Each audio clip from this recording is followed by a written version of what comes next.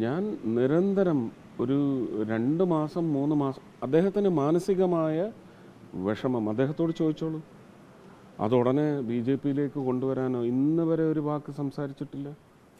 അദ്ദേഹത്തിന് മാനസികമായി യോഗ്യമല്ലാത്ത വേദന അടിച്ചേൽപ്പിക്കുന്നു എന്ന് തോന്നിയിടത്തെല്ലാം ഒരു മോറൽ സപ്പോർട്ടിന് ഞാൻ അദ്ദേഹത്തെ വിളിച്ചിട്ടുണ്ട്. അല്ലെങ്കിൽ അദ്ദേഹം ഇന്ന് പരസ്യമായി നിഷേധിക്കട്ടെ. അത് ഒരക്ഷരം രാഷ്ട്രീയം സംസാരിച്ചിട്ടില്ല.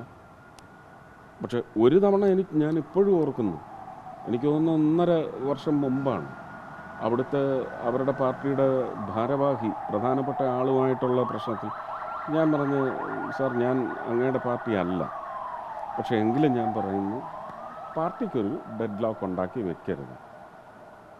ഇല്ല, ഒരിക്കലും ഇല്ല എന്നേ അദ്ദേഹം പറഞ്ഞിട്ടുള്ളൂ. അല്ല, അതൊന്നും എനിക്കറിയത്തില്ല. അദ്ദേഹത്തിൻ്റെ വ്യക്തിത്വമുള്ള മനുഷ്യൻ ആ വ്യക്തിത്വം പുറത്ത് കാണിക്കുന്നതിന് വേണ്ടി എന്ത് ചെയ്താലും ചോദിക്കാൻ എനിക്കോ മറ്റാർക്കും ഒരവകാശം. ഒരു രക്തസാക്ഷി കുടുംബാംഗത്തോട് ഇങ്ങനെയാണോ പാർട്ടി പെരുമാറേണ്ടത്? അയ്യോ, അത് ഞാനെങ്ങനെ പറയും? ഞാൻ എൻ്റെ പാർട്ടിയുടെ അംഗം പുറത്തു പോകുന്നതിനെ കുറിച്ചല്ലല്ലോ ഞാൻ പറയുന്നത്. അതുപോലും ഞാൻ പറയാറില്ല. ഞാൻ തീർത്തും പാർട്ടിയുടെ ഉത്തരവാദിത്വങ്ങൾ പേറുന്ന ഒരാളല്ല.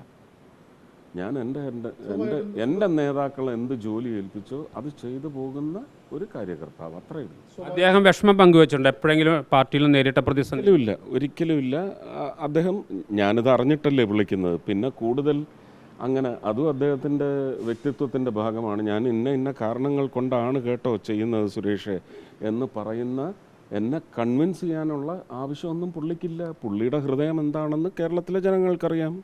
പുള്ളി അത് ഏത് വഴിക്ക് പോയാലും അത് അദ്ദേഹത്തിൻ്റെ നിശ്ചയമാണ്, അദ്ദേഹത്തിൻ്റെ അവകാശമാണ്, അത് ചെയ്തോട്ടെ. അദ്ദേഹം സ്വതന്ത്രനായ ഒറ്റ ചോദ്യം, അദ്ദേഹം ഇപ്പോൾ തീരുമാനിക്കേണ്ടത് സുരേഷ് ഗോപി അല്ല എന്നറിയാം.